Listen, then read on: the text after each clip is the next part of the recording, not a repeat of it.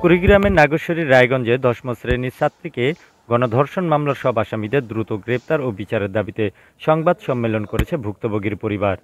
বৃহস্পতিবার ৭ আগস্ট দুপুরে নাগেশ্বরী প্রেস ক্লাবে সংবাদ সম্মেলনে লিখিত বক্তব্য রাখেন ধর্ষণের শিকার কিশোরীর চাচা আবু তালেব ব্যাপারী। এ সময় কিশোরীর বাবাসহ অন্য স্বজনরাও উপস্থিত ছিলেন। সংবাদ সম্মেলনে বলেন, কিশোরীকে মেলায় ডেকে চেতনানাশক খাইয়ে একাধিকবার ধর্ষণ করে রাব্বি মিয়া, জুলহাস মিয়া, সফিয়ান রহমান ও রায়গঞ্জ ইউনিয়নের ৭ নং ওয়ার্ড সদস্য মোতালেব মিয়া। মামলার ৪ দিন হলেও পুলিশের তেমন তৎপরতা নেই। সকল আসামিকে দ্রুত গ্রেপ্তার করে বিচারের দাবি জানান স্বজনরা। এই শিশু বর্ষাকে ধর্ষণ করার অপরাধে যে অপরাধটা করছে এটা মানার মতো না। আমরা ন্যায় বিচারের স্বার্থে প্রশাসনকে আমরা আকুল আবেদন করি তাকে আসামি তিনটাকে ধরি যেন চালান দেওয়া হয়। বিচারকের কাছে আমাদের আকুল আবেদন, তাদের দৃষ্টান্তমূলক যেন তার শাস্তি হয়।